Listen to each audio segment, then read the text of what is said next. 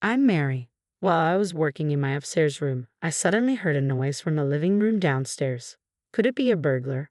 Ready to call for help at any moment, I gripped my cell phone and went to check the living room. There, I found my sister-in-law, Jennifer. Jennifer? I called out, surprised. Oh, Mary, you're here, Jennifer said, turning around at the sound of my voice. You scared me, sneaking in like that. Well, this is William's family home, so it's practically my home too, she added with a hint of annoyance. William is my brother. I understood her point, but isn't it rude to enter someone's house without permission? I felt irked, but Jennifer seemed displeased with my reaction. Approaching me, she said, instead of that, you're home again today? Well, having someone like you as a sister-in-law is really the worst, she continued, her tone biting. Excuse me, what do you mean by that? I asked, confused. Are you still clueless? I'm saying it's embarrassing to be single and unemployed, Jennifer mocked. I couldn't deny being single, but the unemployment part was a misunderstanding. I do work, even if it's from home. I am working, I retorted quickly. Yeah, a home security guard, right? She sneered. That's not it, Whatever, it's embarrassing and a nuisance, so just leave. I had no choice but to stay silent. Jennifer had always been this way since our first meeting. Years ago, William brought her home, introducing her as the woman he wanted to marry. I didn't intend to meet Jennifer then, not because I opposed the marriage, but because I was a recluse. My reclusiveness began in high school due to my inability to gauge social distances. Making friends was difficult, leading me to withdraw from school and eventually becoming a recluse. But neither my parents nor William blamed me. It's okay if you don't want to go to school, my dad, Robert, would say. Maybe you'll find what you want to do if you take your time. William encouraged me. My mom, Ashley, silently supported me. Thanks to them, I could deeply consider my future. I couldn't go outside, but maybe there was something I could do from my room. With that thought, I decided to see what I could do with a computer. In this era, as long as you have an internet connection, anything is possible. There are ways to work other than going to an office. I'll start with what I can do alone. After that, I began to explore various possibilities. With little knowledge or skill, there wasn't much I could do. I felt like I couldn't do anything. During such a low moment, William came to me with an idea. Mary, you play games, right? Games? A little, I guess. How about trying to be a game tester? William brought me a job opportunity as a game tester. The task was to check whether pre-release games worked properly. It didn't require any special skills, just motivation and perseverance. I'd like to try that, I answered immediately. And so, I began working as a tester. This job suited me perfectly. I could work diligently on my own, and reporting was as simple as sending emails. Even for someone like me who struggled with social interaction, this was manageable. As I worked, I realized something. If I knew more about programming, maybe I could even suggest fixes. That's how I started to get interested in programming. But programming requires a lot of learning. Usually, people study at vocational schools. However, it's not necessary to attend such schools. There are online courses, and you can also study independently. It's about having the will, isn't it? I used the internet to its fullest to start learning programming. I explored various sites, accumulating the necessary knowledge. Whenever I didn't understand something, I'd ask someone online and strangers would kindly respond. Knowing that someone was listening and helping made me happy. Gradually, I found friends who were also studying programming. We interacted online, and I started sharing personal things with them. Initially, our interaction was just through text, but it eventually led to voice calls and finally meeting in person. I was nervous, of course. Memories of my bitter high school days resurfaced. But I was no longer the high school student. I dressed up a bit and went to the meeting place where several men and women my age were present. I timidly approached them, but we hit it off quickly. It was no different from our online interactions. The only difference was whether they were behind a screen or in front of me. Feeling reassured, I got lost in conversation. Then someone suggested, let's start a business. I was anxious, but I thought I could work if it was with these people. I agreed immediately. That's how I started a company with friends I met online. Some had experience in sales, others had worked in regular companies. With such a diverse group, we faced no major issues in starting our business. Mary, just do what you can, they told me, and I felt a weight lift off my shoulders. I committed to giving my best in what I could do. Then a month later, I received my first paycheck. It was totally different from the earnings I had ever made before. Working as a tester, I received my first salary as a full-time employee. For someone who had given up in high school, this was a huge deal. Now, I felt like everyone else. Until then, I had lived in a world isolated from society, but this made me feel like part of the community. With my first salary, I thanked my parents and William, showing my gratitude for not giving up on me when I became a recluse. My parents were happy, and so was William. Their smiles motivated me to work even harder. The company grew rapidly, and my salary increased significantly. However, I didn't have much to spend it on. Most of my work was done from home, so I didn't need things like suits for commuting. The only place I'd occasionally go was the nearby grocery store. Since my work was almost like a hobby, I had virtually no use for money. Mom, what should I do? Should I just save it? Well, saving is good, but sometimes it's okay to spend boldly, she replied. After much thought, I decided to buy something significant, a house. My workplace was my room, so it needed to be a place where I could relax and concentrate on work. In an apartment, you have to be mindful of neighbors, so a detached house seemed like a better option. I'll buy a house with land. It was quite a bold idea, even for me, but at that time, I didn't think too deeply about it. So, I bought a detached house with land. Robert and William were surprised, but they're not the kind of people to oppose what I do. They accepted it graciously. Only Mom seemed worried. I shouldn't have said anything. Mom regretted her words. It's okay. I wanted to buy it really. If that's the case, then it's fine, she conceded. Her regret might not have completely vanished, but that changed instantly when we moved in. This kitchen is so user-friendly. Mom, Ashley, was overjoyed with the state-of-the-art kitchen. In that moment, I felt glad I had bought the house. Dad, Robert, also expressed his satisfaction. It's close to the company, and having a parking space is convenient. William spoke to me earnestly. I'm proud to see you all grown up, Mary. It's because you introduced me to the tester job, I replied. But without your efforts, this wouldn't have happened. You're amazing, Mary. Thank you. I owed so much to William. That's why when I heard about William's fiancée coming, I decided not to meet her. I thought it would be better to pretend I didn't exist so William wouldn't be judged because of me. But William thought differently. Mary is my proud sister. I want you to greet the woman who's going to be your sister-in-law, he insisted. Okay, I understand, I agreed, unable to refuse his words, so I decided to meet Jennifer. Nice to meet you, I'm Jennifer. My first impression of her was that she liked brands. Apparently, she worked at a bank and her clothes and accessories were all branded. Even her perfume was from a top brand. However, she spoke elegantly and seemed considerate. My parents quickly took a liking to her and the family meeting went smoothly. Well, I have work to do, I said, trying to leave early. I thought it would be fine for the rest to enjoy a meal together. My parents, William, and Jennifer. That's what I thought. My parents and William didn't try to stop me, but Jennifer was different. As I was about to leave, she stopped me. Hey, why don't we exchange contact information? We're going to be sisters-in-law, after all. But, come on, let's get going, Jennifer said cheerfully. For some reason, her smile sent chills down my spine. I had a bad feeling about her, but I couldn't refuse in that atmosphere. Okay, I'll go get my cell phone, I said, just wanting to get it over with quickly. I could always brush her off if she contacted me. Thinking this, I went to get my cell phone. Jennifer then smirked unpleasantly. Since we're here, let's go together. Show me your room, will you? Okay. I took Jennifer to my room. Looking around, Jennifer said, So this is your room. You're a recluse here, aren't you? A recluse, yes. Just staying in your room, unemployed, isn't that right? I instinctively braced myself against such a spiteful person. Then laughing, Jennifer said, What, you're on guard against me? Did you hate being called unemployed that much? Of course, I'm not unemployed. Home-based work isn't a real job. You can't make a living that way. I can.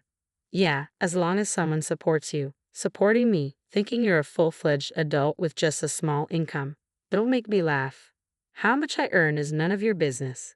It matters to me. Having an unmarried, unemployed sister-in-law is embarrassing. I am single, but I'm not unemployed. Oh right, you do home-based work. Sorry, I'm forgetful, Jennifer said, completely looking down on me. It was clear she didn't consider remote work a real job and just wanted to tease me and be alone with me. That's all I understand, I said, glaring at her. visibly annoyed. Looking at me like that won't change the reality. If you're upset, find a real job. I am working. You're such an annoying child. If you weren't here, I could have lived in this house. Jennifer's spiteful words were unbearable. She could visit, but she couldn't force me out because this was my house. Yet unaware of this, Jennifer frequently came over and whispered to me to leave when my parents and William weren't around. It was intolerable. Can't she just stop? I grumbled to myself. Today, it finally happened. Jennifer silently entered the house and outright told me to leave. That was the last straw for me. I won't leave, and don't enter the house without permission. What? An unemployed person telling me off. I'm not calling you a nuisance, I'm saying what you're doing is unreasonable. Shut up. Be quiet for once. Jennifer headed upstairs. I hurried after her and found her in my room. What are you doing? This is my room, I yelled. But Jennifer ignored me. Looking around my room, she said, "This is perfect. There's a computer and it's spacious. Better suited for me than you. Get out of my room." Shut up. Unemployed. You don't deserve it, so I'll take it. What? No way. Get out. Somehow, I managed to push Jennifer out of my room, then forcibly dragged her out of the house. I was surprised by my own strength. Realizing I was playing with fire, I quickly called William. Despite being at work, he answered. What's up, Mary? Did something happen? William, actually. I explained how Jennifer had entered the house on her own and demeaned me all this time. William was furious. What? To my dear sister? I can't forgive this. Okay, I'll talk to her. Thanks, William, I said, feeling relieved. After thanking him, I hung up. However, I knew I couldn't always rely on William. Pondering my next move, I decided to call my colleague James. James, a bit older than me and a college graduate, had joined our startup with extensive experience from working at a general company. I often consulted him when in trouble. James, it's not about work. I have a personal issue. What's wrong? I discussed Jennifer's actions with James. He was as angry as if it were his own issue. That's wrong of Jennifer. You're not at fault, Mary. Right? Yeah. But I haven't figured out any countermeasures. Then I'll tell you a good strategy. It's this. James shared a plan with me. It was indeed an interesting strategy, one that would surely teach Jennifer a lesson if successful. But there was one problem. Won't this trouble you, James? Don't worry about me. Just go ahead and try it. Thank you. I decided to execute James' plan immediately. I contacted a certain place and began implementing the countermeasures. Months passed, and Jennifer's attacks on me ceased, probably due to William's scolding. I hoped it would stay this way. I was slightly relieved. However, the world isn't always so kind. A few days later, Jennifer called me. Can I come over tomorrow? It's okay if I call before coming, right? Her tone was deliberately unpleasant. Still, if Jennifer came, there was a high chance of executing James' plan. Reluctantly, I agreed. I pretended to agree. The next day, Jennifer arrived at the house and immediately asked, "Are your parents here?" "They're not. They're on a trip." "Oh, that's perfect." Jennifer brought a large bag into the house. "What is that?" "My clothes and various things." "Are you planning to stay here?" "Not just staying. I'm moving in, so you should leave your eyes or." It finally happened. With that in mind, I quietly nodded. Understood. You're complying? Wait, you understand? Yes, I'll leave. I suddenly became obedient. I thought about it. You are William's wife. I owe a lot to William, I said with a solemn demeanor. Jennifer started to smile unpleasantly. Finally, you understand. Now get out, useless, unemployed. Okay, I immediately went upstairs. Actually, per James's instructions, my belongings were already packed, and I had a place to move to. In other words, everything was going according to James' plan. I called the moving company and returned to the living room where Jennifer was relaxing on the sofa. You're fast. Well, a reclusive unemployed wouldn't have much to move, I guess. Although I wanted to retort, I didn't. I'm leaving now. The movers will come later for my things. Yeah, and please, don't regret this. Regret? As if I felt refreshed without a recluse around. Leaving Jennifer's mocking laughter behind, I left the house. Then I contacted my parents. Dad, are you enjoying the trip? Yeah, I'm really happy. What's up? I'm glad. Actually, I told them about Jennifer's visit to the house. I explained the reason for the sudden trip and James' strategy to my parents, asking them to act accordingly. My parents readily agreed, largely due to the description of Jennifer's unreasonable behavior. This will work out well. She'll regret it, I muttered to myself as I headed to my new home. A few days after moving, the end of the month was approaching, and I was excited. Any time now, Jennifer should contact me. I waited for the call, and then it came. The phone rang, and as soon as I answered, Jennifer yelled, "What's the meaning of this?" "What's wrong, Jennifer? Why do I have to leave?" "You don't have to leave, just pay the rent." "Rent? This house is our family home, isn't it?" "It was, but I've sold it." "You sold it. Why do you get to decide that?" "Because it was my house." "Your house?" "Yes, that house was." I'd explained about starting an IT company with my colleagues and working there. William must have told her too, but since Jennifer looked down on me, I assumed she hadn't listened. So, I explained it all from the beginning. Shocked, Jennifer asked, "So you really sold this house?" "Yes. Are you familiar with leaseback?" "What's that?" Leaseback is a system where you sell your home to a company and then rent it to continue living there. It has benefits like paying off loans with the sale proceeds. I used that leaseback. I sold the house and land I bought, then stopped paying rent after the contract ended. When Jennifer arrived, that meant she couldn't continue living there unless she signed a new contract herself. But Jennifer, who relied on William, wouldn't be able to pay the rent herself, and I doubted she would want to live there with William after dragging me out. In short, Jennifer would have nowhere to live. "Remember this after playing your games," I said, unable to help but laugh at her empty threat. It was entirely her fault. If she hadn't looked down on me, she could have had a happy married life. It's a pointless person. She'll probably end up divorced from William, and I won't have to see her again, I thought. But it was that evening when James called me. "Mary, something terrible has happened. Can you contact your brother right away? He should be finishing work soon so I can tell him." James spoke rapidly about various things, essentially wanting me and William to come to his house, curious. I contacted William and then headed to James' place. When I arrived, there was a commotion outside James's apartment.